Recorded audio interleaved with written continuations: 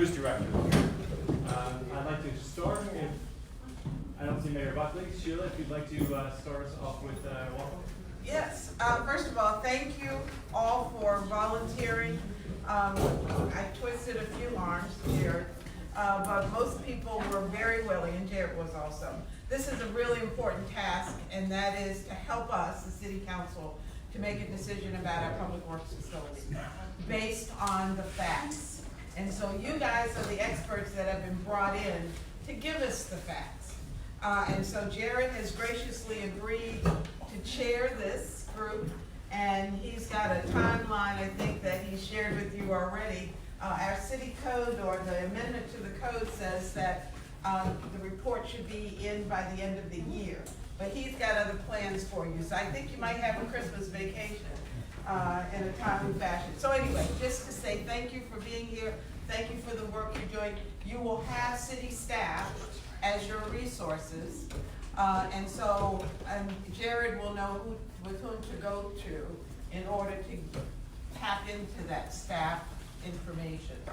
So with that, if you have no questions, I'll turn it over to the chair and say thank you again. Thank you. I'll save some space if Mayor Buckley does.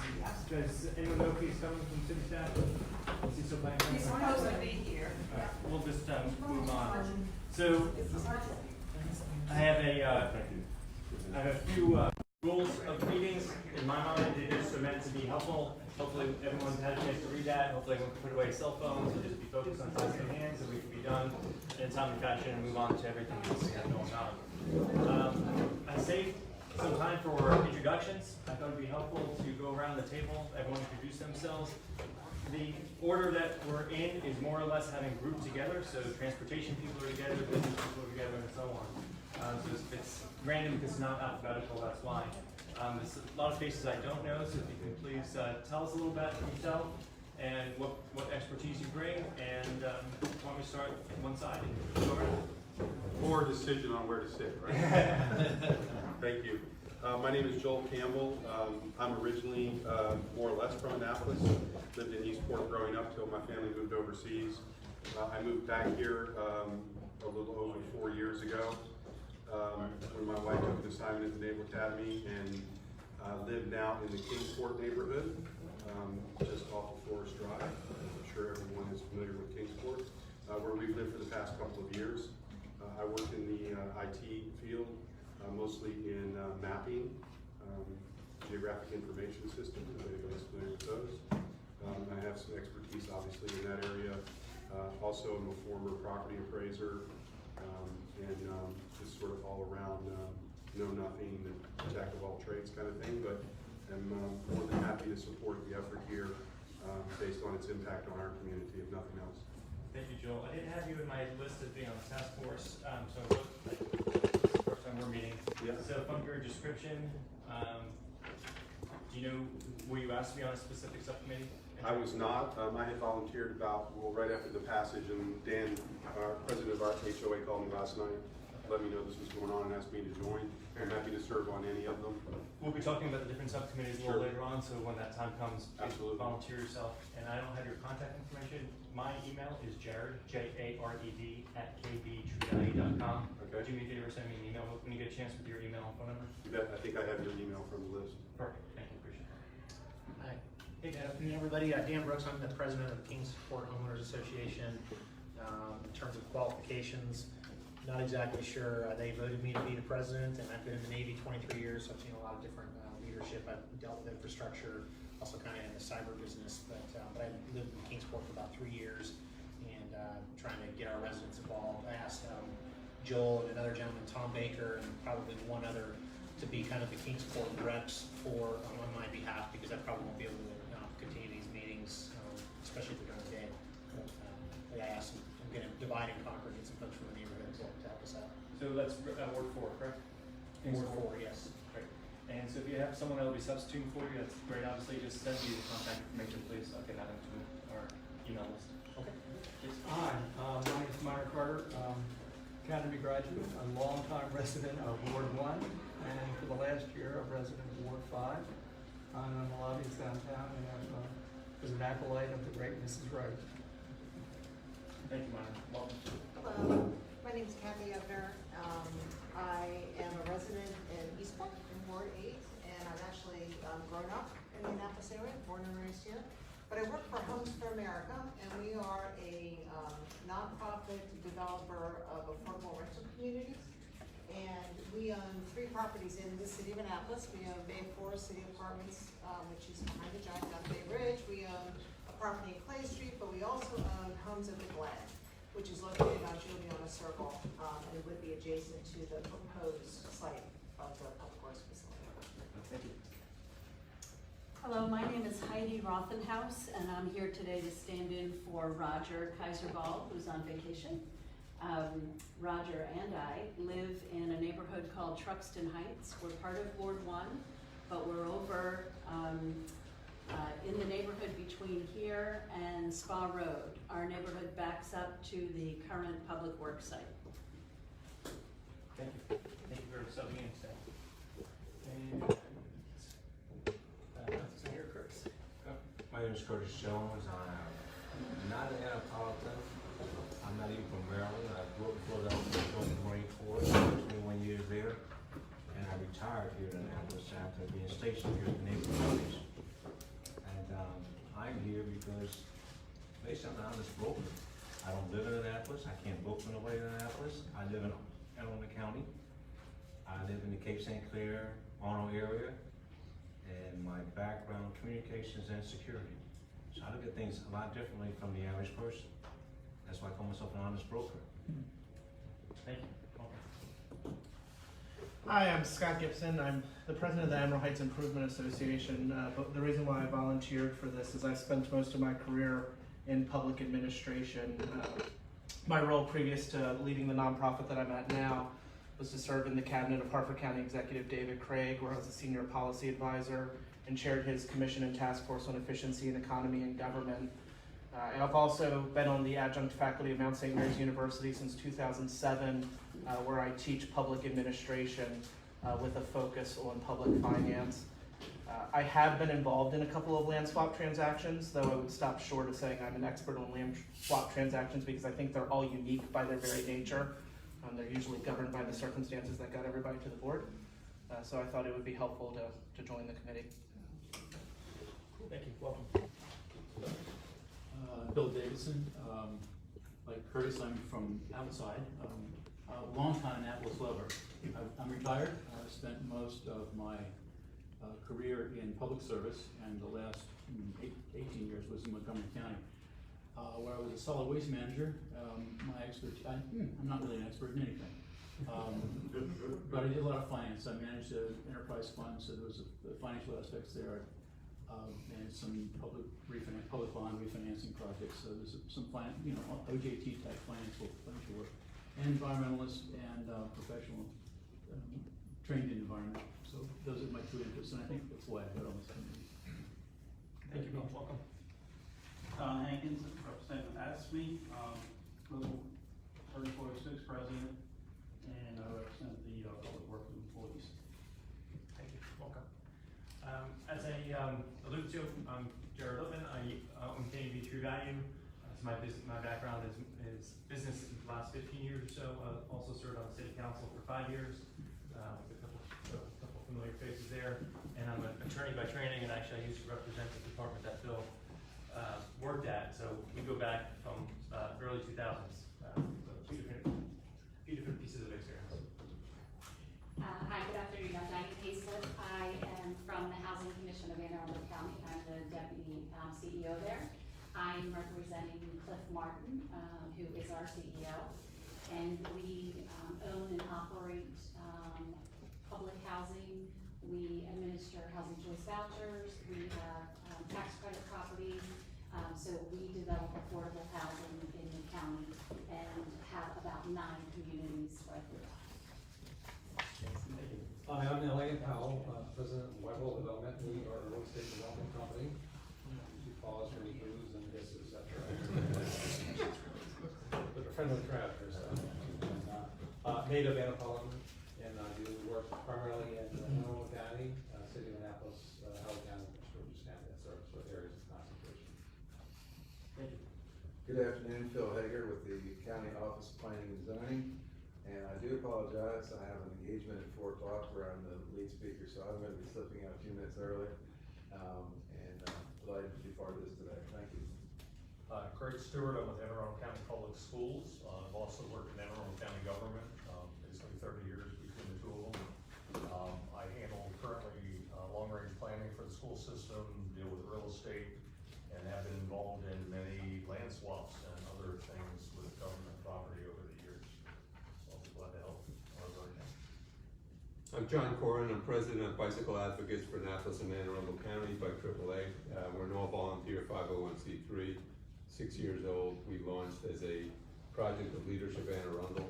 And I also chair the Anne Arundel County Bicycle Advisory Commission, which is comprised mostly of, citizens from all over the county, including City of Annapolis, government reps, mostly from the county, but also some from the city, and some from SHA. So my interest, though, is beyond biking. It's really mobility. It's really how do we move people around, preferably without cars, walking, biking, transit, ride sharing, and then full disclosure, I drove here. I've biked in many a meeting, but full disclosure, I did drive here. Thank you. Hi, my name is Nestor Flores. I'm with Anne Arundel County Traffic Engineering, Department of Public Works, and my division operates forest driving, the 12 signals that's working there. I've been with the county for 17 years, and the Annapolis area has been my area since the beginning. Thanks, go ahead. Good afternoon, my name is Darryl Kale. I'm a Ward 4 resident. I live in the Village Green community, which popped up like about 4 years ago, which is right there on Skipper's Lane in South Cherry Grove. So it sounds like we're gonna be directly impacted by whatever decisions come out of this. I'm an attorney by trade, but I do family law, so it has nothing to do with it. But I'm also a mediator, so I'm very good at facilitation. I'm very good at getting people who are unstuck and finding common ground. So, and I worked in the federal government for 20 years, and I've done research on policy decisions, so I can be helpful in the area of doing research. So I'm here to help out as best I can. That would be me, and this is not me. Actually, That would be me. I don't mind being alderman, but I'm just a person. Trust me, be careful before you say that. Okay. Thank you.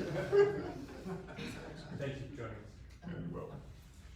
Good afternoon, everyone. I'm Lynn Farrow. I'm the incoming Assistant City Manager, and so I'm delighted to be here. Thank you for joining us. Hi, I'm Tom Baum, Laterra Homes. I'm going to save my introduction for my presentation.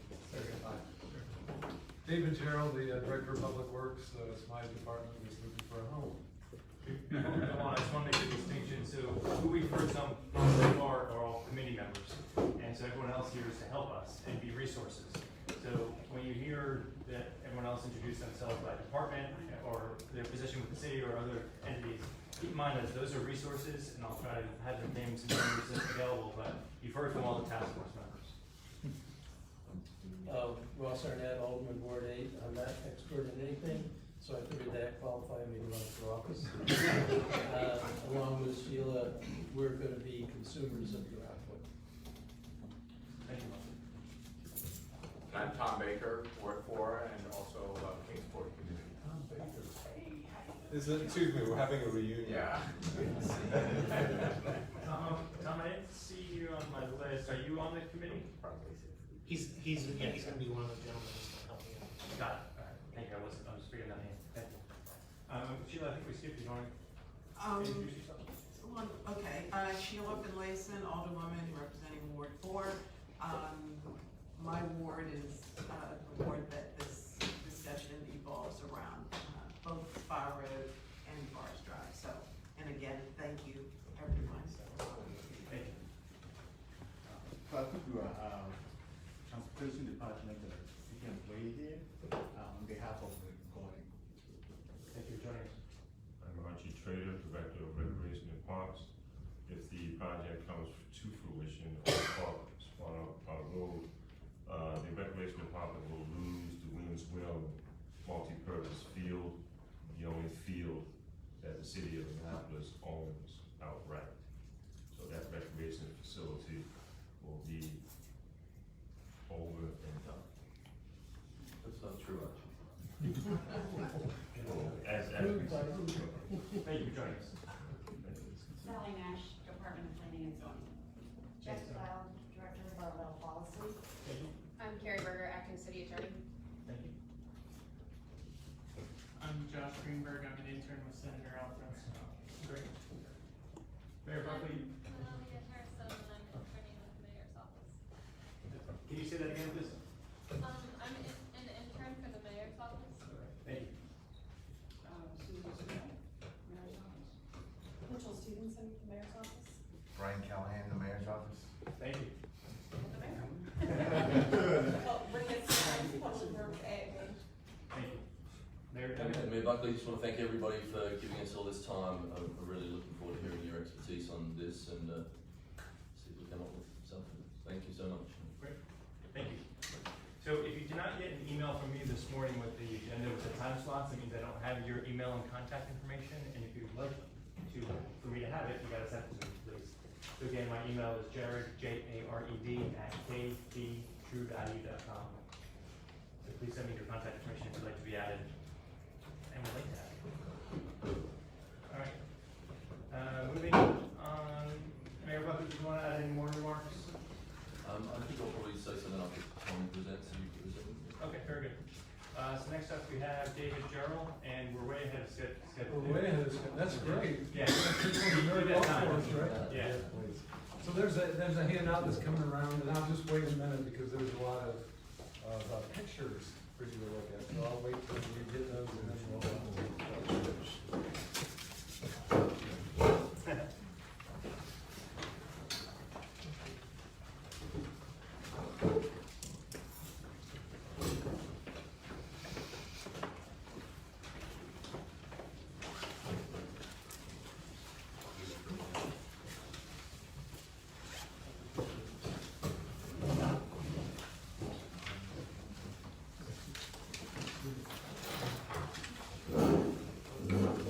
So the intention of this presentation is just to present sort of the basic facts of what Public Works needs as far as the new site goes. There's a little bit of information about both of the sites, but more factual and not any opinion or recommendation or pro and con based. Just try to be factual. So did everybody get a copy? Okay, so you see on the front here, so on the left is the old facility, which is now demolished. It was demolished a couple of years ago in preparation for the construction project. And on the right-hand side is the rendering for our new facility. If you turn the page, the site evaluation criteria. So we've been working on this for a while. I got here in 2010, and I think in about 2012 we started working actively on this project to find a new home or to rebuild the existing facility. So these were the evaluation criteria that we looked at, because even back then, back in 2012, there was an interest in looking at other options. The mayor will talk a little bit about Speaker Bush and his interest in having us move somewhere else other than this site. So that really drove us from the very beginning to look at other sites in the city. And these are the kinds of things that we looked at when we looked at other sites in the city. So moving on to page 3, the operational issues. So what we need in this construction project is a 25,000 square foot building. Most of that will be our fleet maintenance shop. This project is going to allow us to consolidate the fire fleet shop, the police fleet shop, and the public works fleet shop. There's actually 4 separate shops, because transportation also has their own. But police and fire are going to close theirs down and make other use of their facilities at their buildings right now, and all of this comes into this current facility. So all of our basic maintenance functions are going to be in this new facility. And prior to 2010, when we had those extreme snow events and part of the facility was condemned, everything was together at Spa Road. Since 2010, it has not been. We've been divided through the city.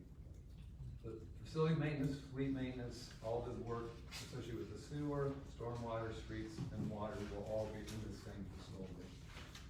76 of my great personnel will be in the facility. We will have 105 vehicles, and these are vehicles and pieces of equipment, backhoe, pickup trucks, everything you can imagine that we use for our operations.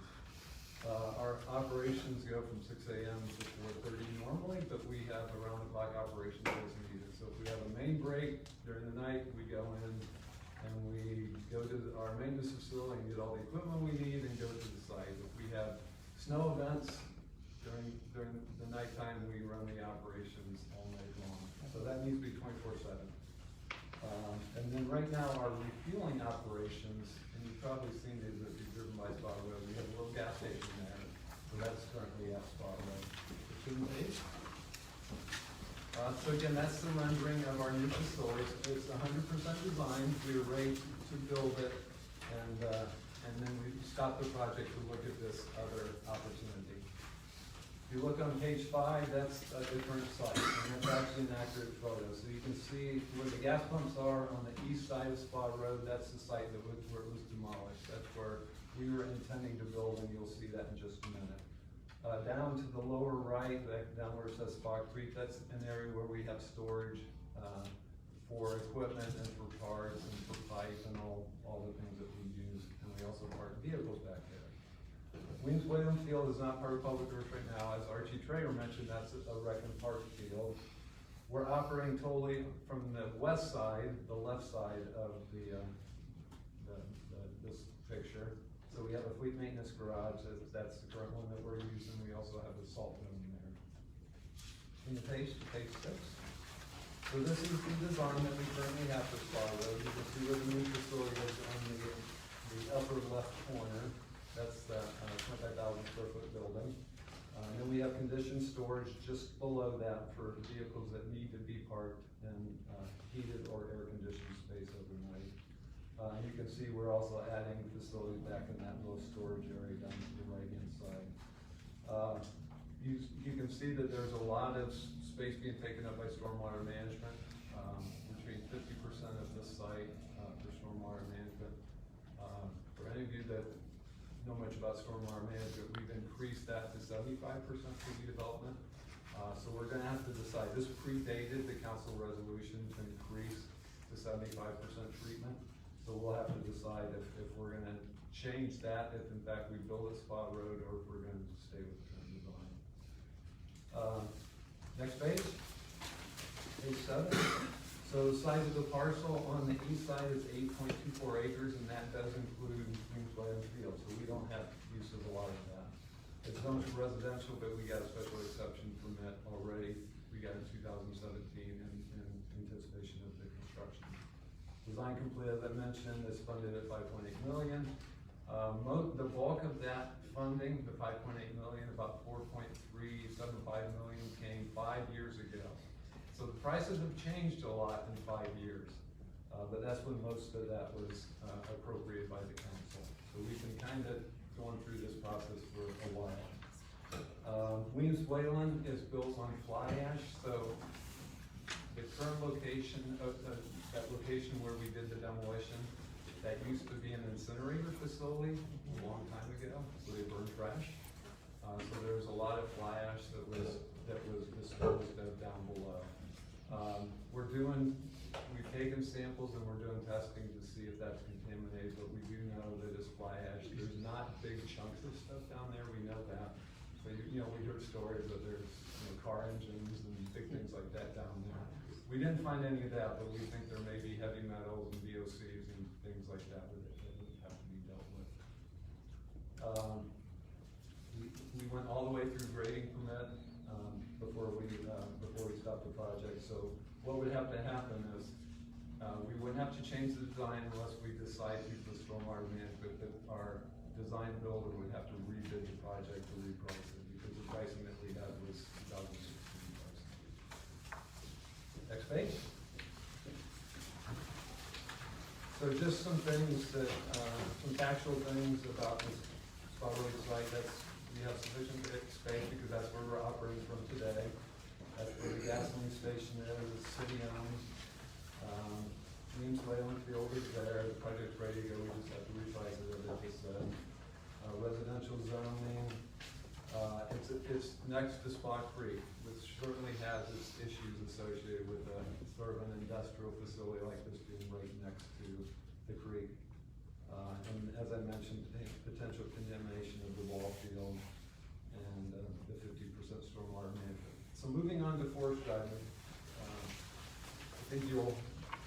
hear a lot more about this, I'm not gonna delve into this very deeply, but this shows what the site is. Denny's here mostly because he's representing American Legion, and they're a key piece for this project site, because they're right next door. And we need, because the site is relatively small, we need to use some of their property to make this work.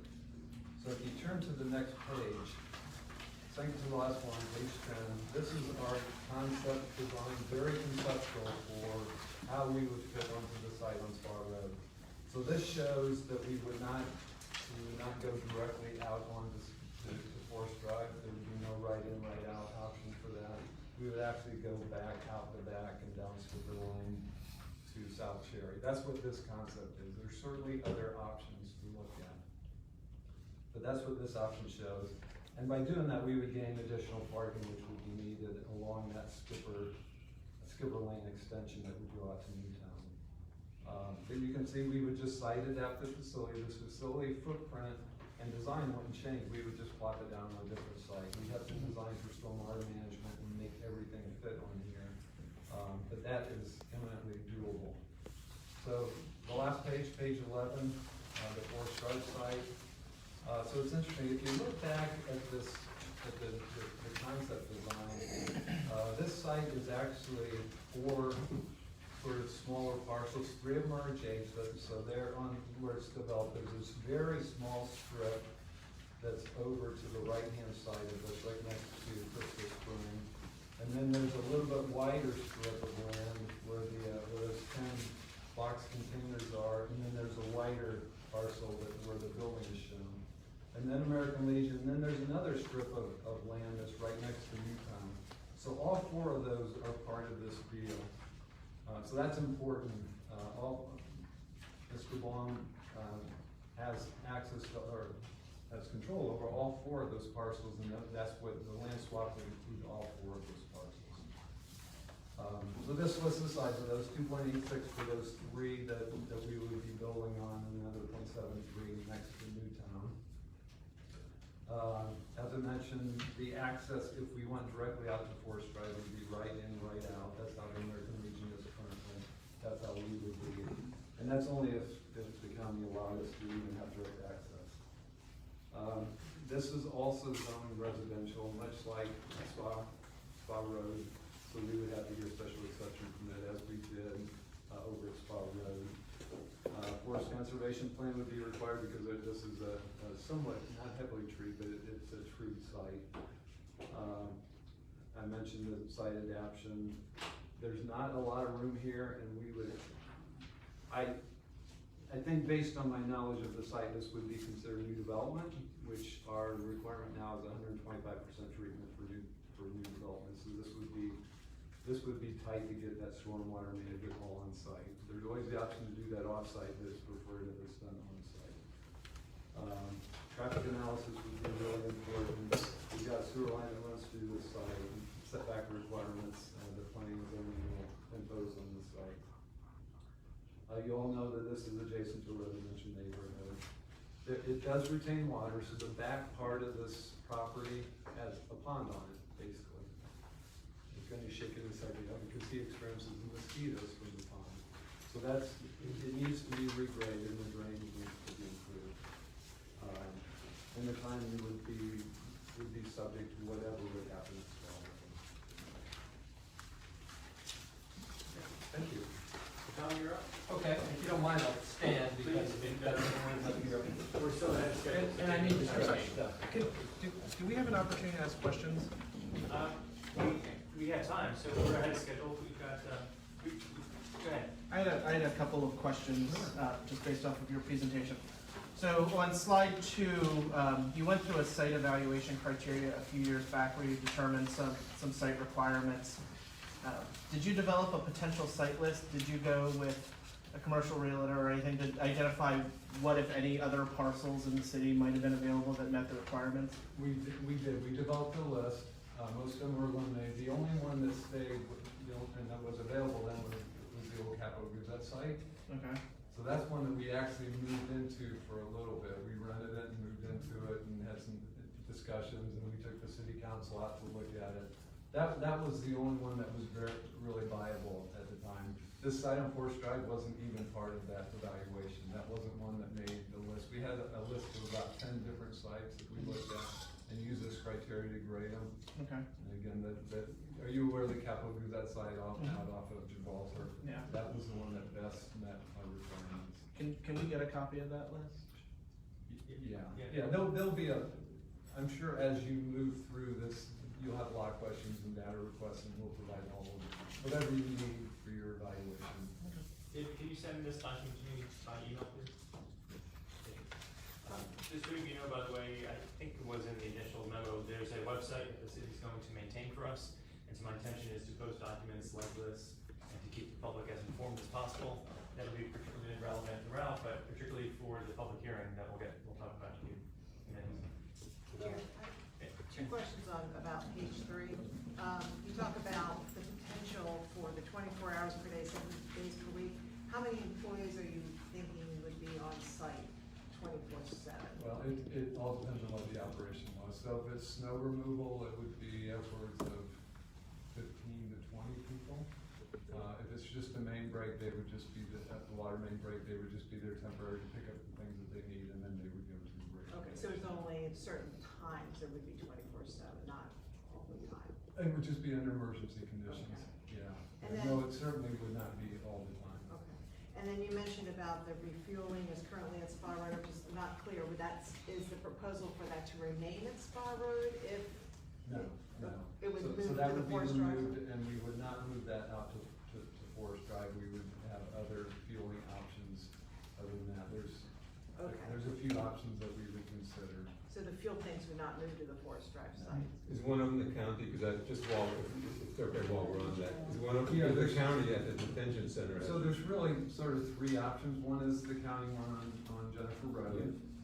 The state has a fueling station on Taylor by the police station there, police barracks, and then we could just do a contract with the commercial station. Couple of questions, if you don't mind, just for clarity, on page 3, you indicate parking for 105 vehicles, that's just the county-owned, city-owned vehicles, that doesn't include the staff of 76? That's right, so we would need basically 76, somewhere around 76 for our employees. So close to 200 parking overall. And then, the other question I had was on the Spa Road, or the Forest Drive site. Who controls the property south of the proposed area? Crystal Spring, that's Crystal Spring property. Crystal Spring. Any other questions? Do we know the long-term plans of the National Guard Armory off of Hudson?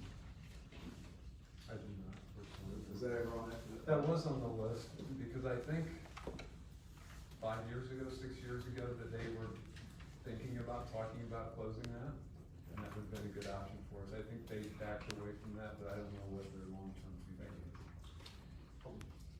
David, just a question on page 10, where I guess that's Skipper Lane, where it goes to Crystal Springs, was there a plan to extend that road over to Crystal Springs? Yeah, so that's a good question. So the city's comprehensive plan shows that as sort of a Forest Drive bypass, so it would extend into Crystal Springs property. So if that happened, then the parking that we have shown there would no longer, it would become a public street. So it would be available for the public, but it wouldn't be dedicated for our employees. So that's an important factor in all of this, is if that ever happens, then that parking that's shown there ceases to exist. So just to get clarity, what street, that's Skipper's Lane, where the parking is now? It's the Skipper Lane extension, yeah. Well, it's parallel with Forest Drive. But if what are they called, Providence Point, if Providence Point had to use that, then they would have to accommodate the parking somewhere else. Can I ask So one this more level set question? Sorry, maybe we'll get to this later. Is there an absolute requirement to maintain the facility within the city limits, or is it possible to move it outside? We're getting into policy questions now, and I guess my preference would be as centrally located as possible, because that allows us to quickly get all of the city. So that would be my desire. That's a policy question for guys in the next community, the other on the city council. So I guess maybe the question is, at the moment, councilors, mayor, is there something on the books that says it needs to be within the city limits, or is that an open for conversation? I think that's up for question, yeah. Yeah, I don't think there's an official position. We've always supported David's position of wanting to be in the city, but no law or code that addresses that. Thank you, sorry. It's a small city. Yeah, So I mean, understood. we're not talking about, tens of miles, even in, we're talking about miles. Understood. All good questions, and we still have time for more if anyone has any right now. We'll have time at the end as well, if something occurs to you. Not seeing anything, Tom? Okay, thank you. Again, Tom Baum, I'm the owner of Latera Homes, based in Annapolis. I founded Latera Homes at the end of 2018, but my experience in housing spans 25 years in the state of Maryland, DC, Virginia area. The previous 18 years before I started the company was with a group I'm sure most of everyone's heard of, the Bizzuto Group. I was a partner there for the last 18 years. And my experience really is with all types of housing, which is somewhat unique. I have developed multifamily rental, I've developed affordable housing, I developed for sale housing, I've developed, as I said, market rate as well as affordable. I've done urban mixed-use projects as well as townhomes and single families. So it pretty much spans the spectrum of housing types. My first experience with Annapolis came about, I guess about 7 or 8 years ago, actually almost 10 years ago, when I developed for Bizzuto the townhomes on the old Evening Capital site at Southgate and West Street, which is built today and is standing there. Going through that development process, quite honestly, I fell in love with the city. I love the community, so much to the fact that I uprooted my family and we moved here about 2 years after we started that development, and have been a resident of the city ever since. I think it's a great community and I care very deeply about it. But it's also sparked my passion for the possibilities in Annapolis. I think there's tremendous possibilities to enhance what's already a great city. And so I set out, again, through Bizzuto to look for those types of opportunities. And mostly I found along West Street some great opportunities to do urban infill or suburban infill, sort of complete the puzzle of West Street. Presently, you'll see under construction 2 communities that I developed here. One is across from the Lowe's Hotel, which is a 23-unit condominium building that is now, the units are being sold, it's being in its final phases of construction. And just starting 18 townhomes across from the West Street, also on West Street. And so I've been heavily involved in development issues in Annapolis for the past 10 years consistently. And so in fact, I've probably developed more of these types of communities in those past 10 years than probably anybody, certainly as many as anybody. And so I have a great familiarity with the process and the people and the needs and as a resident as well, my own observations.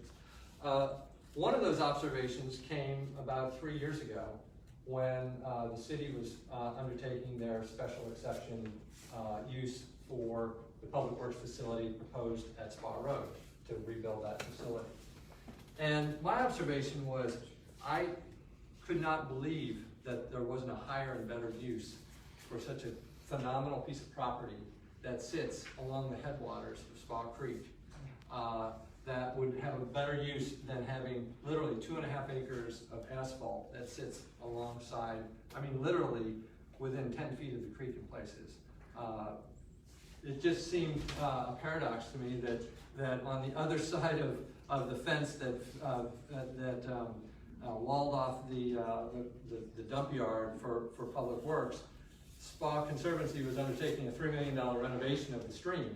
Yet on the other side, there was untreated asphalt just running right into it. So it just seemed like there would be a better and higher use for this, what I consider to be a gateway site to the community. This site is immediately adjacent to Maryland Hall. With my experience and work on West Street, the Arts District there is really struggling to find an identity You know, it's an arts district, and there's plenty of artists there, but you don't really feel like where does this start and stop, this arts district. In fact, I'm sure a lot of people would probably say, what arts district?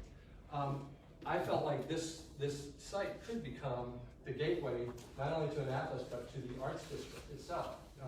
Utilizing Maryland Hall, building off of the prominence that Maryland Hall has established, and establish this site as sort of the gateway, arrival point to the arts district. It's not presently in the arts district, it's immediately adjacent to it, but it could be extended and incorporated. I've had conversations with the arts district folks who were very supportive of doing something like that. So again, almost 3 years ago, I put a proposal into the city for a redevelopment and an alternative location for public works to occur and to do a new housing development at this location.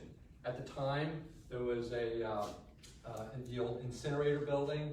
If anybody recalls that building, if you look at it, it was a beautiful old, you know, like industrial type of building with big glass windows and a big smokestack from it. I had proposed making it not an arts use, like a theater or a community nonprofit type of space to be repurposed in that building. And then to develop housing around that would essentially pay, you know, the housing, you'd say why housing? Well, it pays for some of these ambitious things that the city wants to accomplish here. I mean, that's sort of the currency, if you will, for accomplishing these things. On the opposite side, the west side of the site, I had proposed an affordable housing community there, an artist loft that would sort of dovetail in with the arts district. That as part of a tax credit of affordable housing, you oftentimes, or you gain points for having nonprofit uses and other ancillary community benefit uses inside of that community. So I've been speaking with the Annapolis Film Festival, who is looking for a home, just a general nonprofit community space that could be made available as part of that, in addition to galleries and things like that would serve the artists that could now afford to live in the arts district and sell their art in the gallery space and really make this a gateway entrance and also solve or help solve an affordable housing need. So that was the proposal that dated back 3 years ago. At the time, quite frankly, it was an election year, and long story short, it kind of got lost in the shuffle. It was sort of maybe too late to the party. Public Works was kind of ready to go. You know, the election was happening, and so, you know, lo and behold, the building gets torn down, and the smokestack is gone. The old historic incinerator building was gone, and I put my proposal on the shelf and sort of forgot about it, quite honestly, because I thought, you know, this is unfortunate, but you know, this is the future. Fast forward after the election, Mayor picks up on the idea of this this proposal and really gets, you know, with his vision, gets behind this and sort of amplifies it with a bicycle trail, the connectivity idea of connecting all the neighborhoods in Annapolis, I think is a wonderful thing. And this would be an integral part of that, this bicycle trail that I'm not sure if anyone's seen these photos. Sorry about that. Seen these photos or not, but currently there's a trail that goes along Spa Creek and then ends up at grade trying to cross Spa Road. And I live back in this neighborhood and never go this way because it's just treacherous. I mean, there is a button there to push, but it's just not conducive really to a continual bike ride. You have to sit there for a long time. If you're, you know, a lot of people just go for it and go across the road. I won't let my son go that way because it's just, I think it's just too dangerous.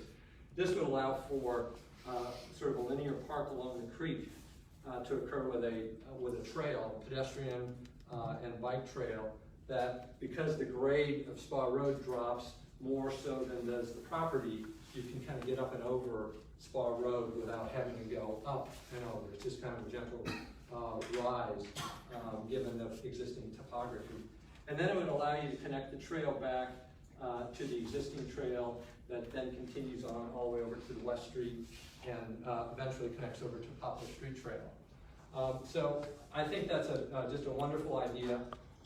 The proposal also, this revised proposal, as we were talking about it, relocates Weems Whalen Field onto school board property, which again was an idea to sort of repurpose green space that's currently there is not organized into a field. It's actually kind of a marshy, underutilized area of the park along here, and it would easily accommodate the dimensions of what's currently the Weems Whalen Field. So the proposal would be that it would be relocated to that location there. And then, and again, as part of that proposal would be to redo the two existing fields that are, quite frankly, in pretty poor condition. So those are some of the things that came out of the city side in terms of what could we do with this, you know, if we were able to move this forward. One thing I should say is sort of, you know, what is, it may be somewhat confusing. What is a land swap anyway? That may be a fundamental question that needs to be answered. It's really essentially just, I have a piece of property that the city wants to purchase.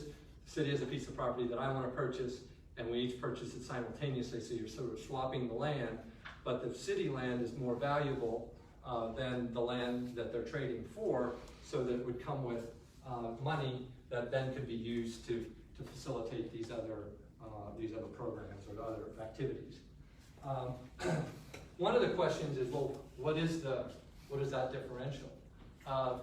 And the numbers, you know, it's sort of hard to sort of pin it down, right? Because there's a lot of different variables that have to go into the equation. Number one is how much housing will the city and the community support on this property? That establishes a base value. What are the requirements above and beyond the typical city requirements that are on the books now?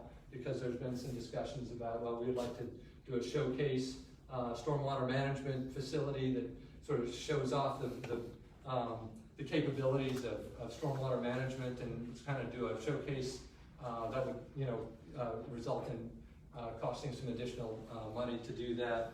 There was a question about contamination.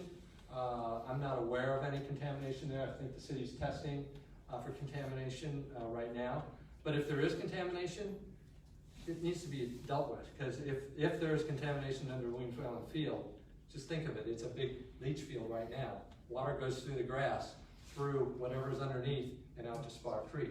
So we can't bury our heads in the sand saying, let's not do this because the site could be contaminated. My opinion is quite the opposite. If it were contaminated, we need to do something about it, because people swim in that creek, and that's our, you know, that is our treasure,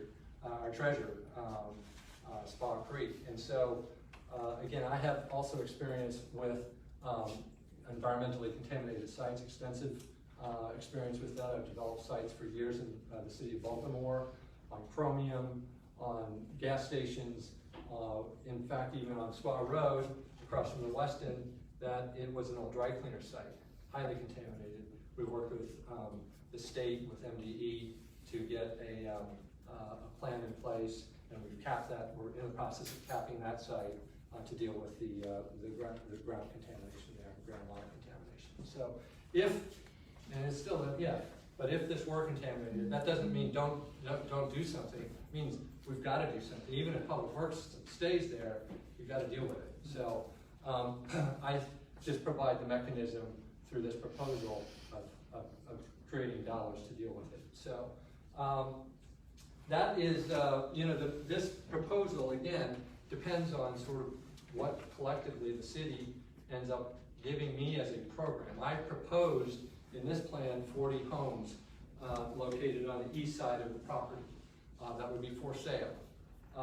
The west side of the property, we've had various discussions on, be it the affordable housing option with an artist loft project or other type of project, be it just a community nonprofit type of use, which probably wouldn't generate any money to the city. In fact, it may cost money, I don't know, or just repurposing the existing industrial style buildings there into some sort of cool, nonprofit space that could utilize the existing structures that are there. So this is really still very much a dialogue that I would hope comes out of this. If the answer is yes, let's move forward, then the answer is move forward with what?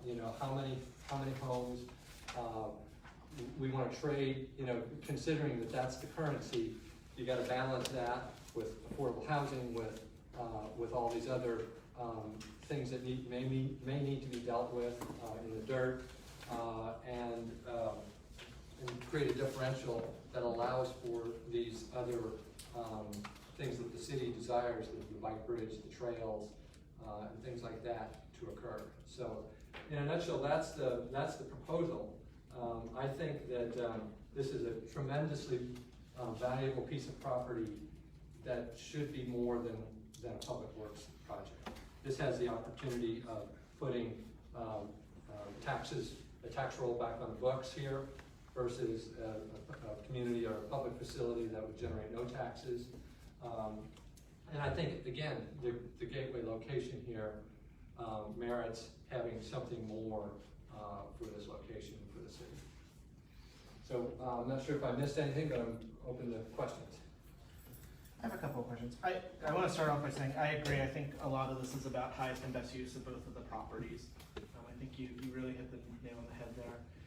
You said that you think 40 home sites can be developed on the eastern section of the property. How many home sites are you tentatively looking at if you were to develop the Forest Drive property?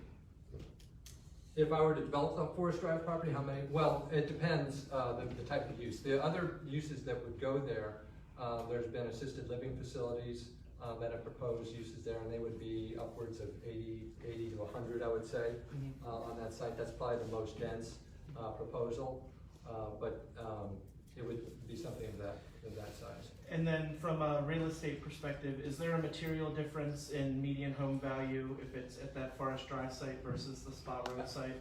Yes, I would say that there is, and that's why this generates a greater land value than Forest Drive. That sort of plays on the differential of the two. If it were equal, then it wouldn't generate any funds for the city to use. Yeah. Question. So, and both of those parcels are the two parcels where you're proposing to put the public works site, one is zoned R2 and the other one's zoned R3. So that, in terms of what's allowed now, in terms of density, it's very low. But other than a PUD, you could propose a higher density up to R4. My question for you is, so can you just clarify what you have a purchase option on? So I know you have an option to purchase the two R2 and R3 parcels. This is all under one ownership. This parcel. So you have a purchase option for that entire parcel from Forest Drive all the way back to the extended Skipper's Lane?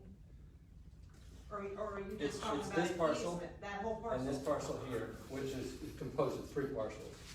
So it's these three and this one. This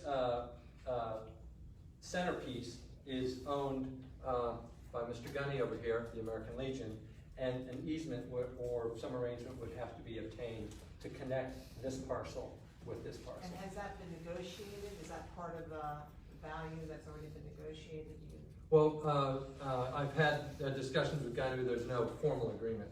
Okay. And it would be more the city talking with Gunny because or the Legion, because there's opportunity here.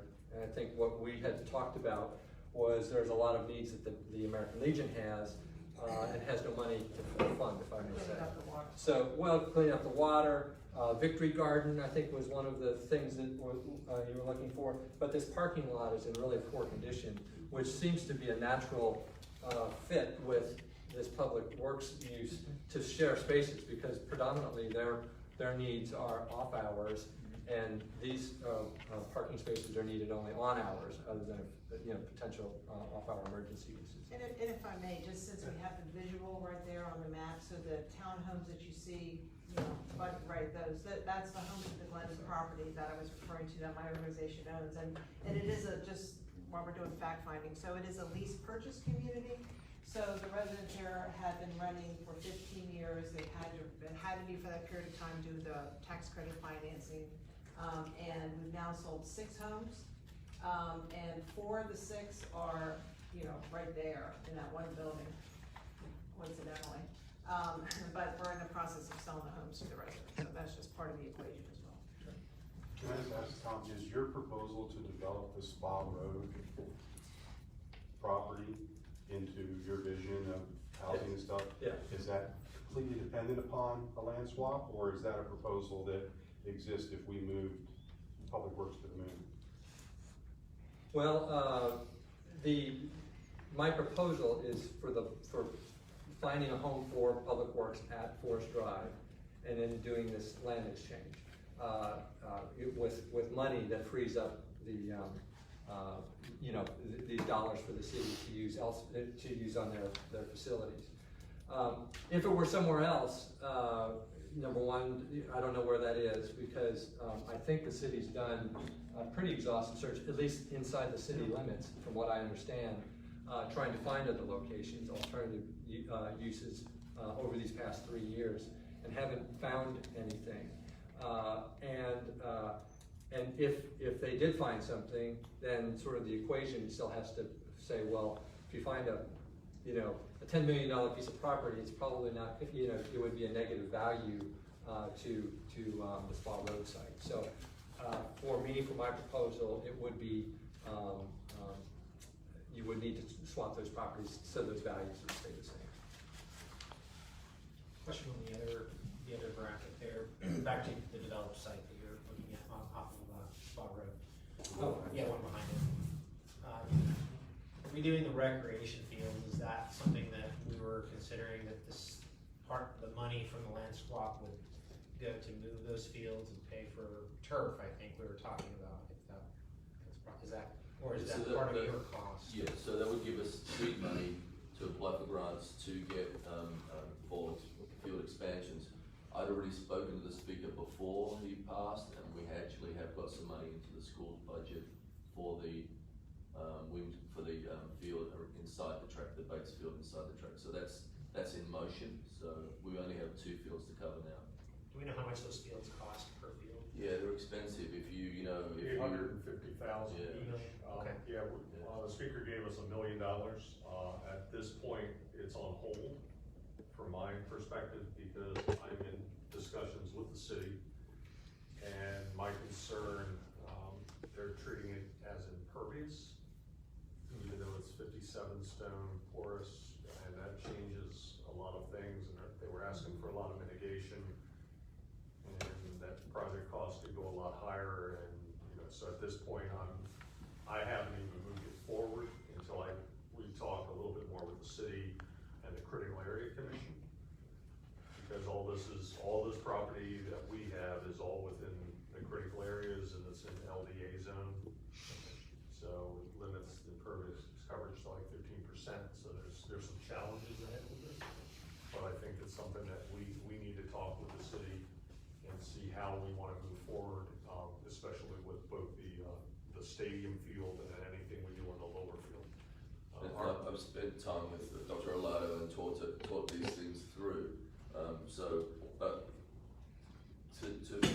These fields haven't been invested in a long time, and the Weems Whalen field hasn't even been accessible till the last couple of years.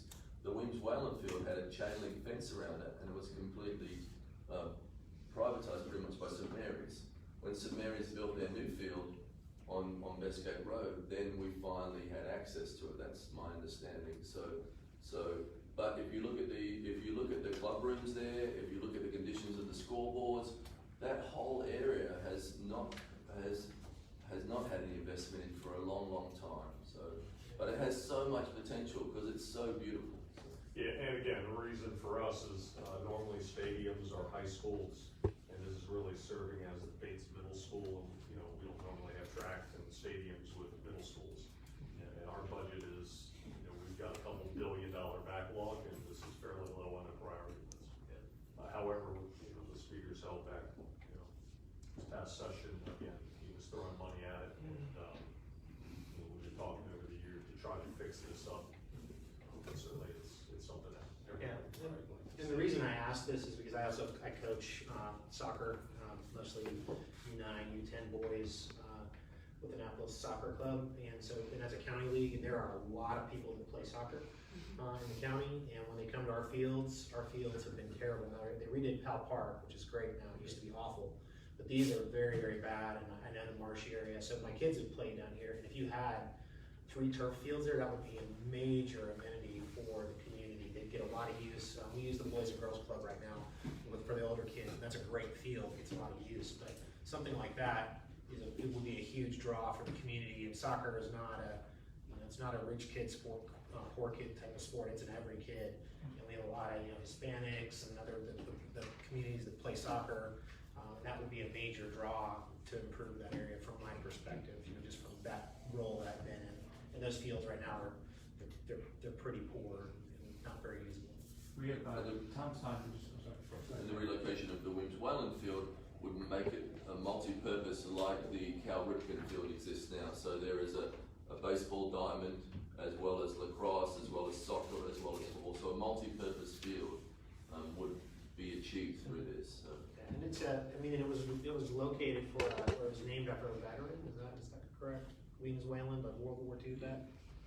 2 veterans. Two veterans? And Whalen, both died in plane crashes. Okay. World War II. Yeah, because that could be, if it was moved, that could be something you could make part of it as a refreshed memorial or something for veterans. I know kind of American Legion, same situation. It's a great way to honor veterans as well. Other questions for Tom? Bill? So Tom, is the proposal you've been describing, is this written down somewhere? Is this something we can put on the website so we can dig down to it a little bit more and understand it better? I have given an outline of a proposal to the city that's unnegotiated. So It's a concept, but that's something you can. Yeah, I could certainly give the brief of what I just discussed, and that'd probably be the more appropriate form rather than a. So we can look at that more and have more questions on that. I don't want to drill down now. Email me a version that I can say this is. Yeah. This is Latero's presentation. This is his analysis. So if I could, did you have a follow-up? Yeah, I did. So environmental contamination, environmental liability, you talked about that a bit going in. So I have a question about the status of, and I'm going to put this in context and use some jargon. So the Resource Recovery and Conservation Act establishes environmental liability for land.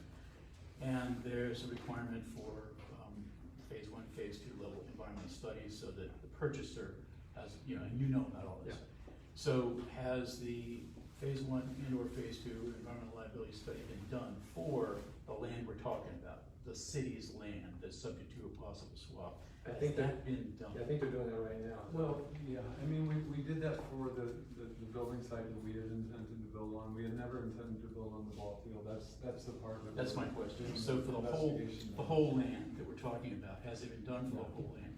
Is it, okay, so it has to do with the timing. First of all, I think it's smart to raise that right away. It's an issue. From my experience, it can take time to get that kind of study done. And just the logic of the thing is that study has to be defined so you know what has to be done, so you know what it's going to cost to do it. It takes time to do the studies. It takes time to find out what it's going to cost to do that. It plays into the evaluations of the swap, and so that ties with time. So the status of contamination studies in that site, the status of phase 1, phase 2 studies for the site you already own, which you're talking about swapping, we'll know about that. And then the time urgency. So I'm assuming that there's some urgency associated with this, the time urgency, and those can kind of butt against each other. The time necessary to do the contamination studies and the time necessary. So what's the urgency? Yeah, there's a lot encompassed by those questions, so let me see if I can try to answer that. First of all, like I said, I've got a lot of relevant experience on dealing with contaminated sites and putting housing on them. So you're absolutely right in terms of the process of doing your environmental studies, phase 1, and if that shows something, then you go to phase 2, and then you engage MDE, probably in this case for a voluntary cleanup program type of project. Which my experience at Spa Road was about a year's process, all in all, as we were going through the city's approval process. So it's not necessarily a linear thing. You need to get a handle on what that scope might be. You don't want to, be moving down a path and then realize it's a, $10 million cleanup effort. But if it's a manageable, site that you can foreseeably cap or something like that, we can get comfortable with that and move down the, environmental path coincident with the public approvals. So, like I said, even if this were to stay as it is and there's contamination, I would think that would need to be done anyway. So. That's a good point, the done anyway part, so common to all options, no matter what gets done to satisfy the needs for DPW. If there's a contamination problem at the site, the city has to eat that cost. It has to be done somewhere, so it's not like that plays into the either or and that's a common to all options type of dollar sign. The problem I'm raising is the timing, the when, and how it ties with getting this done. Yeah, well, I mean, I can't speak to whether the city's legally required to clean it up, but morally, I would certainly say you're absolutely right. So that's something that you have to take into consideration. Again, I was under the impression that he was doing some. We haven't done formal phase 1 or phase 2. We took samples to see what was down there. Okay. And now we're testing those for contaminants. Okay. So at least it's maybe not a formal phase 1. That would be of interest to you, Tom, since if you were gonna purchase the site, become the owner of the site, you're not an instant purchaser, you're gonna be liable for the site.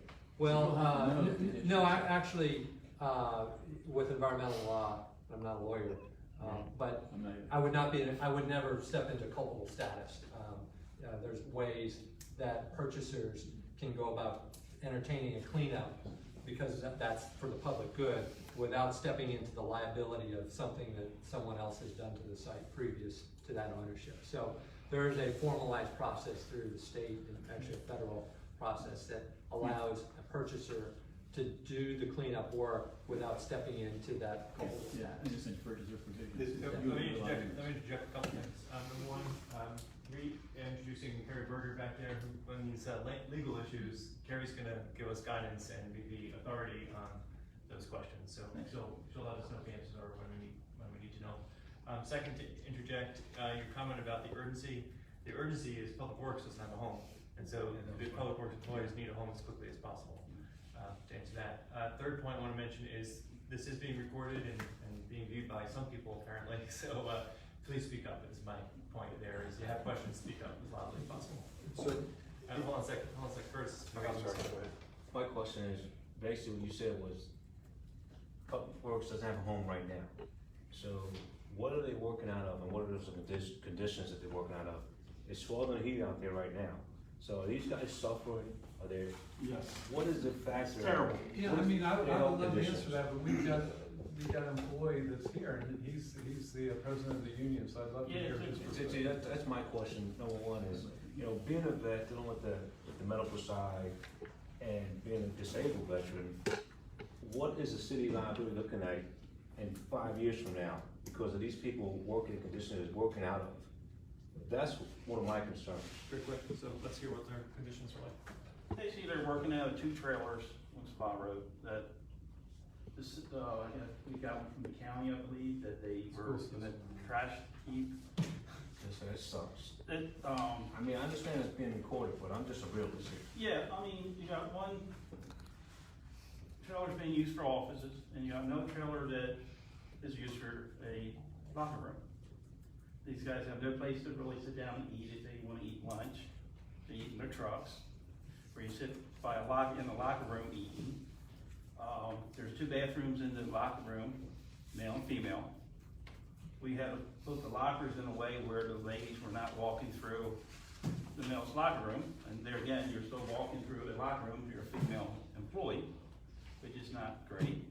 We did, her lower locker room, they have is a bathroom with a little, maybe 6x6 room, so she would have someplace private. Would love people to come out and actually see the working conditions of this, because you really can't picture it until you see it. Right, so. I mean, employees, their morale is shot because they get promised, hey, we're gonna get a new building, and then we come to this now, we're at this stage where we're looking at it again. So they're looking at saying, come on guys. They're looking at other projects getting done, like Eastport Fire Station's getting a exercise room And it's like, we don't even have a place to work out of. I work in facilities, I do the heat and air conditioning. I don't have a workstation, I'm working out of my truck. A lot of my equipment, we use storage bins over at off Taylor Avenue, and I can't keep my equipment there because it burns up or it fries. So it's a money issue also. So basically, you know, the task forces look at where we're supposed to put this place at. What's best for the workers? And let's look at what's best for the people right now on hand. The one thing I see right now is we need to get these guys a better place to work out of before we can get a place to move into. Because right now, they're suffering. And they can't they're not productive. Yeah, production's way down because you're So that's running cost- here, running there, and That's just costing going the city somewhere. more money. I just want to be careful that we're not going to get too much into a debate on the issues. I understand that, but I'm There'll be just plenty saying, of time for that. overall. Yeah. I'm trying to just highlight the issues today. We'll debate them another day. In terms of the deal that sort of is on the table, that I think I saw the presentation about, and I don't remember the numbers off the top of my head, but there's some dollars assigned for the existing site in exchange for the other site with some cash on top of that. Is it fair to understand from what you said that that can change based on the environmental issues, et cetera? Or is that rock solid at this point? No, obviously, it's all dependent upon program. So that was based on a program of 40 homes and this configuration with conforming to today's zoning ordinances, if you will. And as soon as we say, well, you know, out of this committee, I would assume is going to be at least some guidance on perhaps, you know, more affordable housing or less affordable housing or more units or less units. The larger number of homes you build, the more the dollars can go up. The smaller, fewer homes that you build, the dollars go down, obviously. And that would be impacted by contamination. So that would be something that would be impacted. So there's some variables there that sort of would alter that deal in some way that are not known at this point. That's correct, by anyone. Question about the environmental studies. So if the phase 1 and phase 2 need to be done, which they might need to be done in any case, is that something that can be expedited if there's extra, you know, light and heat put on that problem so that we don't drag on? You know, sometimes they take a while. Is there aware? You know, we got the mayor's backing of this. Could we get that thing expedited very quickly? Because I think the urgency for the employees is also an important issue here, and the bond funding and everything. I think that's the environment subcommittees, one of the questions that they'll be seeking to ask, and you'll tell us the answer when you report back to us as a subcommittee. Tom, I have a question about the timing of this. Speaker Kirsch's point about the urgency, it seems the quickest thing would be for the city to, if the city was to agree with essentially a swap, is to not make it a swap, is the city to buy the Forest Drive property outright, build a facility, and then offer for sale the Spottle Road, and that facility, of which you could be one of multiple bidders for. Would that work? Well, you know, it obviously takes my idea and my opportunity out of my hand. So, you know, let's be honest, there's got to be something that is in it for me. So if there's a a land value differential there, then it could be something I would discuss. But that's part of the negotiation. You know, my proposal was a swap. I realize the sense of urgency and the timing. Of course, the city has control over at least certain parts of the approval process. So, you know, I would hope that this could be expedited. But I also am a realist and know what expedited in the city means. So perhaps the land use subcommittee will dive deeper into that. Do you think they'll get financing, building structures over a landfill? Yes. Yeah, as long as environmentally it's treated. Just no different than the dry cleaner site that's under construction presently on Spottle Road. It happens. I mean, this country raw land is scarce. There's much more urban infill and suburban infill today, which means repurposed sites and so it's not an unusual measure by at all for sites to be built on some level of contamination. So perhaps this is just commentary leading into a question, but I saw today this meme, and the picture was a sign that said we have a strategic plan, it's called Doing Things. And the point of the image was you can actually study stuff to death, and you can evaluate all the possibilities to death. And I'm a little afraid, without a frank conversation about what is our scope and what is our job, we're going to attempt to boil the ocean. And that is a common theme that I've seen in public land swap deals that I've been involved in.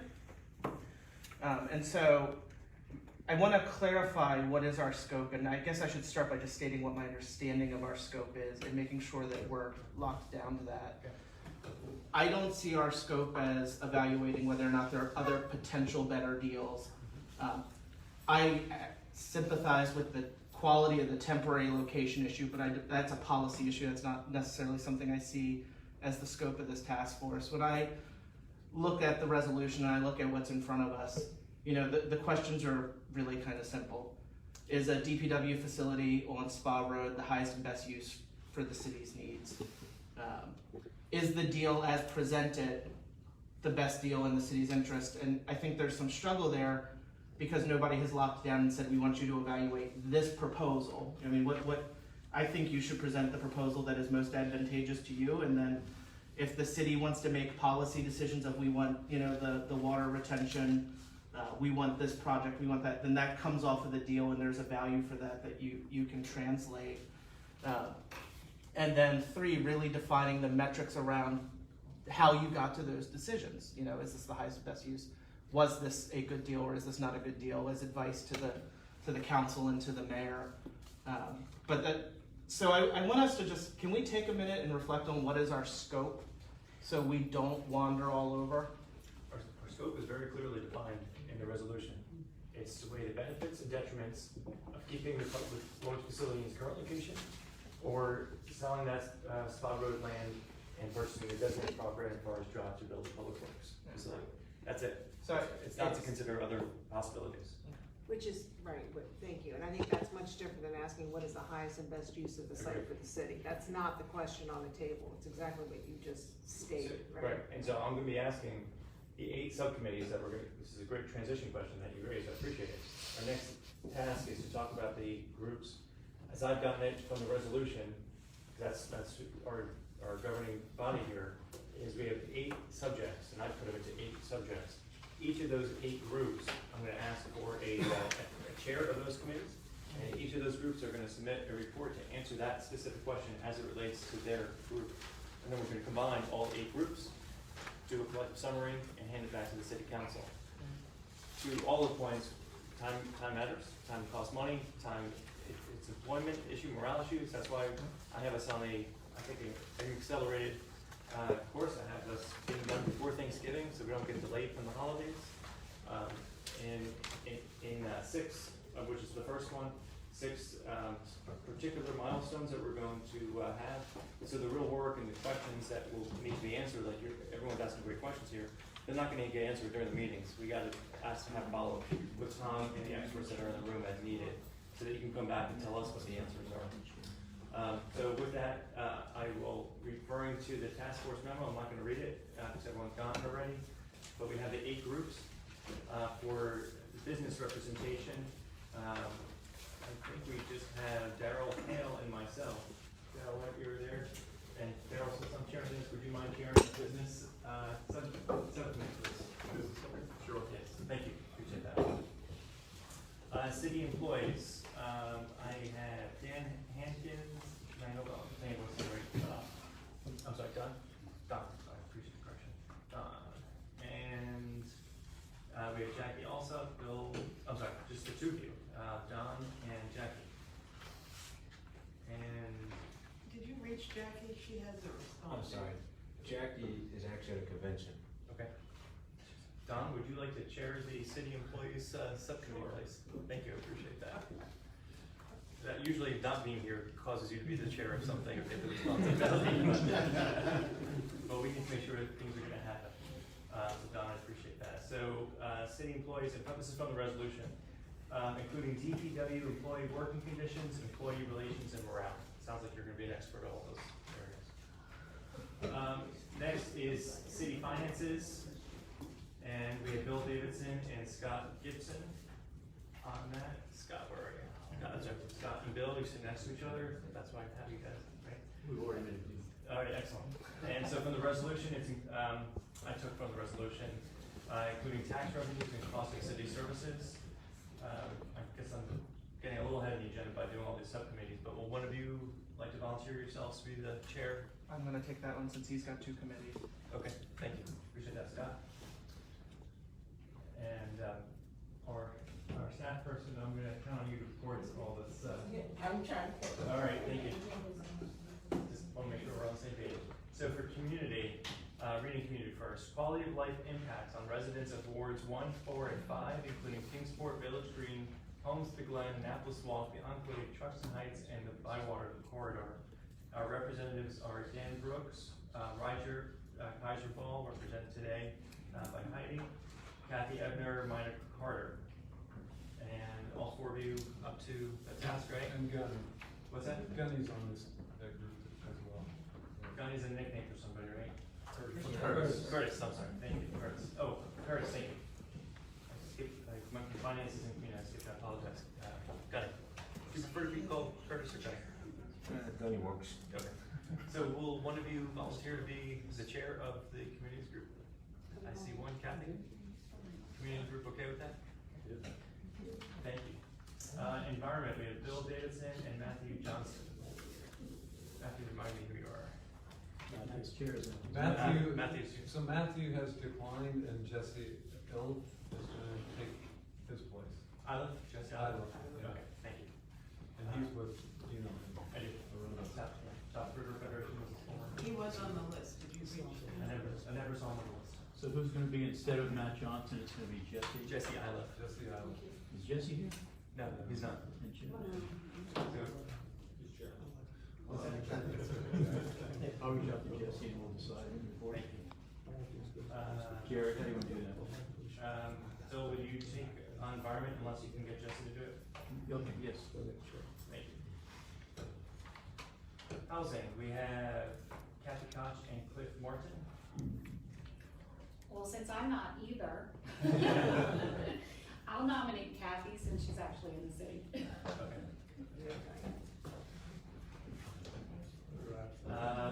Land use. Land use is a big one because there's a lot of things in the resolution that kind of spoke to it, so I kind of did a little combining. So I combined land use in partnership with the government agencies aspect. So I won't read from the task force memo, but you can see all the things that land use covers. We had Elliot Powell and Phil Hager.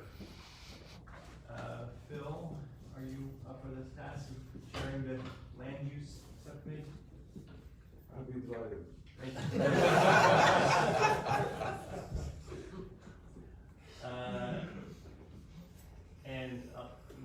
I'm gonna go out of order here for a second. The resolution suggests we pick a vice chair. I do plan to be at the 6 committees that were, at the 6th meeting, I'm available to those. I would like to have vice chair in case circumstances change. So I'm looking for volunteers. I did kind of prompt someone to speak up, so I wasn't expecting anyone to raise their hand for this. But so if no one's gonna raise their hand, Elliot. How did you do so? Vice chair. That's why I quickly went to Phil on that one last one. For traffic, we had Greg Stewart, John Corin, and Esther Flores. And traffic, I'm using a shorthand, includes connectivity and recreation. And one of you three will chair this. He's all the modes, I'm only one mode. I mean, we could break you up into 2 groups. So transportation as one subcommittee and connectivity and recreation as the other. I keep it together. I think so too. So, can I be a volunteer? Go ahead, Joe. I'll be honest with you, I didn't realize what I was getting myself into. Yeah. So it's a lot of work, so I'm willing to support and be here for the city, but I'm not ready to volunteer. Okay. John or Greg? Actually, Tom and Joel, I don't have you on committee, so I wasn't expecting either of you. So, what, of these committees, Joel, what committee do you want to be on? Well, I could certainly do the traffic stuff. Yeah? How'd you have to be chair of traffic too? I'll do my best. Alright, so. Thank you. Well played. Thank you. Tom, what committee are you here for? What would you like to be on? I'm assuming assuming, I was assuming it was going to be, either community or traffic. Okay, well, we're not looking for chairs anymore, so you don't have to worry about getting thrown out of that. So you want to be on both? Or you want to? Yeah, I'll just, take the, community end. Community, okay. You'll connect with him later, please. All right, so we've gone through the subcommittees and we picked chairs. I don't think we need to do a formal voting on any of those, right? And everyone's good with all that? Kevin, So I was going to present after Tom, so sort of summary if I could. Please. So again, I want to thank everybody for being here. You know, I'm laying this all on the table here. This is a committee that's pretty much been assembled by Sheila, so it's definitely from her willingness to take a look at you know, other options. So I want to thank you for doing that. But definitely, there's no stacked board here or anything like that. It's probably stacked the other way against me. But this is a big idea. We have one shot, one opportunity to do this. When we build public works, that's it for 50 or 100 years. When we build a new Hillman garage, that's it for 50 years or 100 years. So we know what my goal here is to connect communities and to create a greenway that can stretch all the way from Quiet Waters Park to the Poplar Trail, up to Crownsville and beyond, and over to the B&A Trail. So how do we connect that when you know that cities' revenues are flat? So we know that for a fact, that we are bumping up against our debt ceiling in this city. Are we going to have money for big ideas? The only way forward is to embrace the private sector and say, how can we leverage the private sector to help us with certain infrastructure needs? So this is a big idea, and I want to take it all the way back to Newtown. So Newtown, how many people here have been to Newtown? So we know Newtown should have been rebuilt 10 years ago. And we tried to get funding for it 10 years ago. That did not happen, and then we just walked away. Like the buildings were going to fix themselves, like the situation was going to get any better. And that didn't happen under my administration.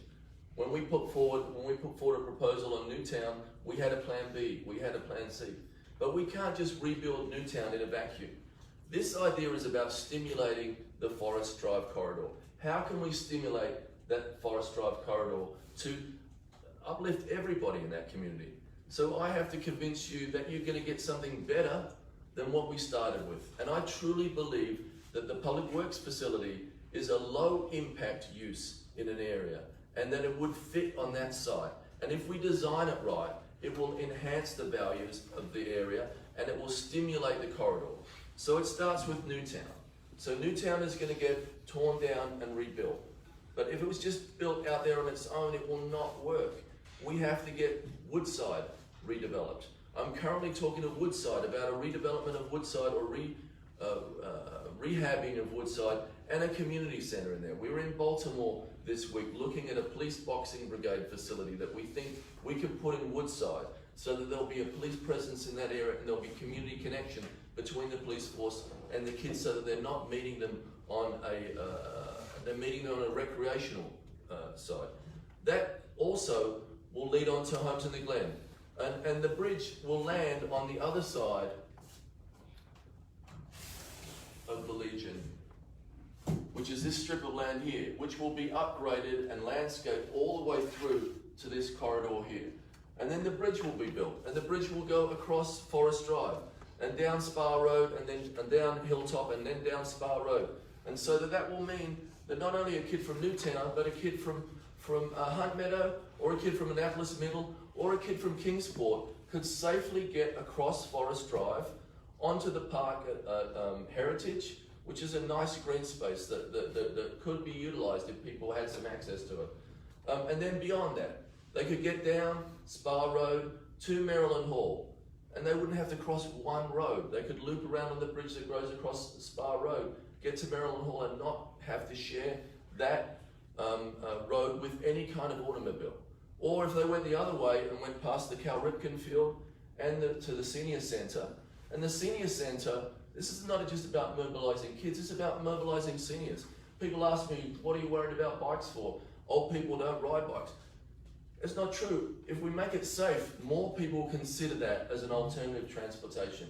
And I'm just not talking about bikes, I'm talking about scooters or pedal assist bikes, these sorts of things that can get us out of our cars and get us around our city safely. So if you took that other way and you went to the library, you can get to the library and only cross one road. When the library is rebuilt, we will make sure there is a crosswalk there that is a state-of-the-art crosswalk that will get you across to the library, and you'll just cross one road. And then if you go beyond the library, you'll get to the Poplar Trail. We have plans now to connect the Poplar Trail all the way to the Historic District and the other direction, past the mall, past the hospital, past the mall, under 50, and then working with the county, we'll get all the way across to Home Depot and Housley Road, which is the edge of Waterworks Park. That is 600 acres of green space that this city owns. We're currently cutting recreation trails, walking trails, riding trails into that park so that facility is accessible. So this idea is about uplifting a community and stimulating a corridor for the Forest Drive section and about optimizing the value of the land on Spa Road. So what we're going to do when we rebuild Newtown, what we're going to do when we rebuild Public Works is we're going to use Section 3 practices. Section 3 practices means when we award a contract, when people come into our community to build something, we ask them to employ a certain amount of people in the community. And that is essential because people need a pathway to employment. People need a pathway to a full-time job. And that will come because we will insist on that in the contracts that we sign to do these things. And so not only that will this be a pathway to employment for some people and life-changing for some people, but it'll also mean that there's ownership. You have built the place that you live. You have built the place you go to work. You have built the bridge that your kid goes across. So I'm asking you to have an open mind here. Consider this, because we can do nothing. Nothing's easy. Doing the same thing every time is kind of what our fallback position is in this town. I'm saying, please keep an open mind when you look at this project. Think about what will happen if we don't do it. We'll get this facility back on Spa Road. There'll be no bridge across there. We can all say we like bridges and we should all do that, but we haven't done any of that. No one has ever considered it. We have great facilities in this city, but everything stops and starts and it doesn't flow. And so this is not just about Spa Road and Forest Drive. It is about the Poplar Trail, and it's about trying to connect the city all the way to the B&A Trail and make our city accessible, not just to city residents, for people who live on the peninsula, people who live in Arnold and things like that. And we're at a great moment in time now, for me especially. We have a great relationship with the county executive.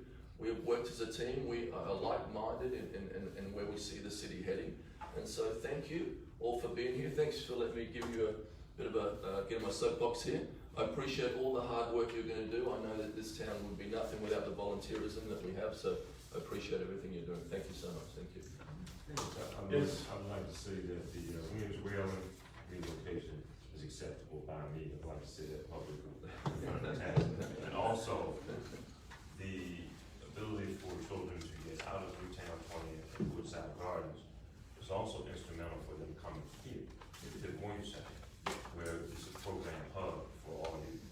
And what I say about that, one of the best things in this city is if you go to the Batesfield, there are Latino families, there are African American families, there are white families, there are rich people, there are poor people, there are old people, there are young people. They all share the same space.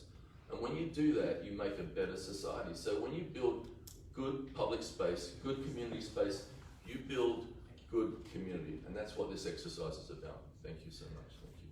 I have a question for Jared, I have about scope of work. Sure. So on the community task force, we're to assess the quality of life impacts on the residents. So should we be taking into account that this bridge would be part of the proposal? Yeah, absolutely. I would not be here if it wasn't for the bridges, because the bridge is the connection. We have been putting people on the other side of the tracks. We've been building communities with fences around them, one road in, one road out. That practice has to change. My question about that then is, has the financial viability of the bridge been assessed? Do we know how much the bridge is going to cost, and do we know that, I mean, do we have the information with which to, you know, if we're going to include that, and the quality of life impacts, then do we have assurance that it's viable? Let me answer it this way. Yes, the subcommittee should address it, and you should investigate those questions, and I think David will probably be the place to start, and he'll might direct it to Tom. To the extent that this, look, we have 4 months, we have no staff, well, other than help, but we have no money, we don't have time for delays. If you run into questions, studies that need to be done, or that you need answers to, questions that you haven't been able to answer, that should just be left as, this is a question that the city needs to answer before proceeding comes to conclusion. That's my view of what our role is. So hopefully that answers, our job is mostly going to be ask all the questions, figure out who the people we need to talk to, get the information we can, put it together in an organized way. And to the extent that there's still questions remaining, we leave those. This is a question you have to address. This is a decision that has to be made by the city. This is hopefully we could say this is what decision, for that decision, who gets to make that decision and when you need to decide it. There's going to be decisions for the city council to address. On selling Spa Road, they have to, so that's going to be a decision There's highlight. been a lot of information about sort of the land swap, and I think that's pretty, we haven't seen the financials, but, I think we're just sort of trusting that it will work, but just, like exactly where would the bridge land, would there an easement, none of that detail has been, other than a picture of a bridge. That's going to be part of the subcommittee's work, just to ask those questions and get whatever. Part of the community stuff. Yeah. I just wanted to clarify what base information there is available about the concept plan. When you say one bridge, my understanding is the concept plan is 2 bridges, one on Forest Drive and the other for Spa Road. So just like the basic knowledge of what the concept is, there's the 5-minute video, right, that you produced. And then what else is there that all of the task force members will have? Yeah, that's a great question. That's partly why we're looking for an official proposal for you, that we could say, this is your proposal. This is what David's going to present as, this is the city's thoughts on it, which is more helpful in a presentation like this where you can explain all these details like you did for us. It's made less helpful on the website. When we get to the public hearing, we're also going to ask for quick presentations. Let me just jump to that part if I can. Okay. So the schedule envisions 6 meetings, today being the kickoff. For the meeting number 2, what I'm hoping for is that the committees have enough information to put together an outline of what their issues are. I don't expect full reports, paragraphs, but enough information so that when we get to meeting 3, which is the public hearing, that the public will have some information to digest. And so we'll need digestible information from the subcommittees. And a bridge like this is about $2 million. It's not fancy. I'm not saying this is the bridge that you have built. The most expense, and the quote that Tom got for the bridge across Spa Road was about $1 million. The expense in bridges is generally the land acquisition on both sides. And in this situation, we would have control of the Forest Drive side near the Public Works side. And then the heritage side is already in a conservation, and we've already talked to the church about some kind of easement or some purchase arrangement. We can use open space money to work out some kind of deal on that. So, and what I want to say is, if you go in front of the Safeway on Forest Drive and you see that very wide path, whatever happens at Crystal Springs or Providence Point, sorry. Whatever happens at Providence Point, and I've stayed away from it because I support the Weinberg plan, 4 things that can get done. We should make as much of Forest Drive exactly the same way as it is in front of the Safeway, because if we can do that, we can actually put a small emergency vehicle on that, because we all know what happens to Forest Drive in those critical moments. So trying to widen that and trying to expand this past Public Works beyond Providence Point and beyond Annapolis Middle, where my kids go to school, is going to be a high priority, and that has to be in conjunction with us working together in the county. We communicate regularly with the county.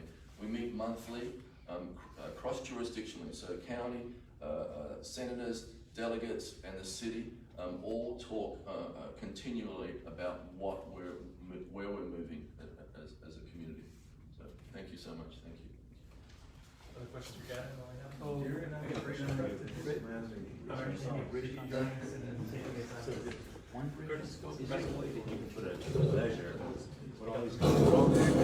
You guys good up here? All the acronyms that have been thrown out. Yeah. You got a glossary of terms? I don't, but we'll have to ask or David Carroll to work on that for us. And the question was, glossary terms, yeah, acronyms, I think was particularly concerning. Good question. I'm not clear on the scope question. So is there one bridge in this concept, or are there two bridges included in the scope of what we're studying? So the bridge over Forest Drive is also included? So Gavin's vision includes a bridge over Spa Road and a bridge over Forest Drive. Cool vision, I mean, you know, scope. We don't get into debate whether you like the vision. Yeah, it's the scope. Okay, right, scope. So the vision includes that, and that's part of what I think we should address. When the finance gets and the land use starts diving in, they'll find that there's not enough money between selling Spa Road, buying Forest Drive. The difference is not enough to fund both bridges. So that's what raised the question of where else is funding coming from? And that's where we heard Greg talk about state money. And it would be build grants. So build grants would be what we're applying for here, not just for the bridges, but for this whole project. You can draw down on build grants in proportionally. So you could do one section that does this area first, and then the other section that connects us to the B&A trail later. So we're going to be applying for an overall grant, which will encompass this, and we'll use, and we'll put the money into a lockbox, and that lockbox will only be able to use for these things that are. There are state and federal grant sources available. There's a bridge, a hiker-biker bridge will be built over the Patuxent River that construction will start in the spring. That will connect the 6-mile existing WB&A trail in Anne Arundel with the existing trail across the river in PG County. The state funded most of the design with a $500,000 bikeways grant, and the construction is mostly coming from a transportation alternatives grant. So there's money that can be found for these types of projects. So that we're all working from the same information. Now, you know, I may be hearing one thing, somebody's hearing something else. I mean, could we get information on the bridge like we have on the swap, kind of something in writing with picture? I mean, otherwise, I don't know. I don't know where our basis for starting. David or Tom, you want to help address that question? Well, I mean, I have put together a budget and information on the Spa Road Bridge specifically, so I can certainly make that available and the estimate that was put together for its construction. I think that would be helpful. I have not been involved in the Forest Drive Bridge, but it could be probably put together by the city. Yeah, and I've asked my engineers to look at what has been built, because Anne Arundel County has built several of these bridges. So we're gonna look at those costs. We're looking at other places. Tallahassee is in the process of building one over a road about the size of Forest Drive, so we're looking at that. It's a bit higher than this, but we're gonna put together some of those comparisons for costs. And Just for clarity. David, perhaps by the end of the week, hopefully the time of your presentation could be given to David and I. David, if you could communicate with Ina Young, who's helping us with the website, if that proposal, also the 5-minute video that was referenced that Gavin did, could also be on our webpage to help people get educated on what this proposal is that they're trying to evaluate. And just for further clarity, and avoiding boiling the ocean or scope creep, if the Forest Drive Bridge is common to all options, then it doesn't need to be in our scope. It's not common to all options. Okay. Because if the city does no swap and just builds on Then you wouldn't do that. Spa Road, there's no funding, initial seed money. But we're not really evaluating that. If I understood you correctly, the evaluation that you're asking us to do is only whether the swap that's proposed makes sense. I think what the words are benefits and detriments. Pros and cons is another way to look at it. So if you like the idea of a pedestrian bridge, that would go into the pro benefits for that selection. The cons might be the cost of that bridge and having to come up with that funding. It's part of the proposal. That's my point, is that, and we need information with which to evaluate it. Yeah, I guess one of these mental struggles, and I don't know, maybe somebody from the city can answer it, is if we go down this path and sort of the cons outweigh the pros, it doesn't seem to solve the urgency problem that Public Works is trying to solve. So how does that get rectified? Is there a plan B? Well, that's outside of the scope? It's either choice A or choice B. So if the subgroup says, you know, the cons in this far outweigh the benefits, then that subcommittee can say the default is no action, no swap. Stick, build, and swap road. And then the other side. So we might have different subcommittees coming up with different recommendations within their subcommittee. that's partly why we're just trying to identify as many of the issues, get as many of the answers as we can, and move along as quickly as possible. So hopefully, there'll be questions that everyone has for this next meeting. Just, even if you don't know the answer or where you find the answer, get all your questions in as part of that rough outline, so that when the public sees, okay, they have a lot of questions about the bridge, I don't need to ask my question, that subcommittee already realizes they have questions about the bridge that they're trying to answer. Hold on a second. In terms of the urgency, I just wanted to clarify. So what I understood when you made your presentation, David, was that you basically, Public Works had gotten almost to past their base, almost at home with moving forward with building it at Spa Road. So in terms of urgency, right, so I just wanna make that clear, that you know, the option would be to stay there, maybe be the fastest thing in terms of urgency, right? So, Yeah, yeah, I I think just we'll wanna agree. make that clear, yeah. The quickest thing to get Public Works a better facility is to not make a swap and to build at Public Works. Whether that's the best thing or not is a different question. Yeah, and just to add a little additional information, so, you know, we started the construction project, so we moved into our temporary facilities thinking that's where we would be for a year while we did the construction anew, right? So that's the trailers, and that's, we rented a site off of Taylor, over behind Heidler, across from the police station. So we have a storage yard over there. So we set up all these temporary facilities, and now they've become longer term than what was expected. I think, responding off of what she had said, I think perhaps some of the struggle with this is that we're trying to move all of the variables at once, and I actually think some feed off of each other. And so it might be that we have to stagger our work, and some of the subcommittees need to move earlier to give other subcommittees what they need to kind of make their evaluation. So, you know, actually nailing down what is the proposal and what is the financials of the proposal is kind of fundamental to everything in some ways. There are just some subcommittees that are going to be that way, because you're not going to know, you know, what you can potentially afford until the financials are evaluated. You're not going to know what the financials are until we have a nailed down proposal of we're evaluating this specific proposal for the property. I mean, I think the most dangerous thing I heard today was, well, you know, we can change around based on what the city wants. You can't evaluate a moving proposal. We need one official locked down. And you're not gonna get that. We're not gonna get this as a task force. The Spa Road facility becomes more valuable, as you heard, with the more people, residences that is allowed to build on it. Yeah. And it becomes less valuable with the fewer. You're not gonna, that's gonna be jello for us the whole time we exist. But I think if you want answers and not just questions at the end of this process, you need a firm proposal to evaluate. I'm sure, I agree with you, it'd be helpful, but we're not gonna get it. I think you've gotta, you've gotta proceed as you're not gonna get an answer to that. Tom, hopefully you can give us some, scope. So at best, it might be, the Spa Road will be worth $4 million if you could fit 100 residents. It would be worth $2 million if you only could fit 20. I just made those numbers up, so don't repeat that. Well, I'm talking less the density, which, I mean, you can base case, best case, worst case scenario out. I'm talking about the things like the, you know, showcase stormwater management or nonprofit use.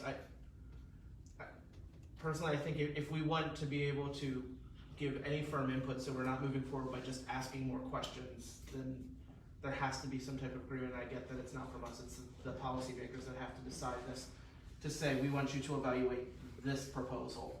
Yeah. Chair, can I just say, what Tom's talking about is building on one side of Spa Road, it still leaves an opportunity side, because we can add another trailer, maybe to ease it if we go that direction. But the Forest Drive side is the topography is much easier to work with than the current site, I believe, on Spa Road. So I'm just saying. And it's hopefully something the environment group can look at. But that opportunity site we ought to think about, because it could be like, let's talk about saving the Salt Dome and making the kind of screening room for the film festival. There's a site we could build a WeWork space or an REI play or something, you know, that could be exciting. It's up to the city to what they want to do, but that site would be available once the Public Works moves into its new home. So there's a lot of potential for that side of Spa Road as well. I just want to point that out to everybody. I mean, it seems to me the best we can do is sort of ask the questions and then sort of identify the variables that are Exactly. most concerning or, limiting. If this happens and you have this consequence, Right. B happens and you have Because different. clearly there's things that nobody's gonna know until, like, the deal could be, it's 2 million for that and 4 million for this, and you got 2 million to play with, and then once you move forward, there's an environmental issue that's uncovered that changes that calculus, or some other thing happens that's gonna change the calculus, and all we can do is identify those as sort of. Committees, did you have a vision as far as the tasks for each of those committees that we should be focused on, so we don't duplicate efforts? Because some of these to me could easily So cross. that's one of the reasons I've been trying to build contact information.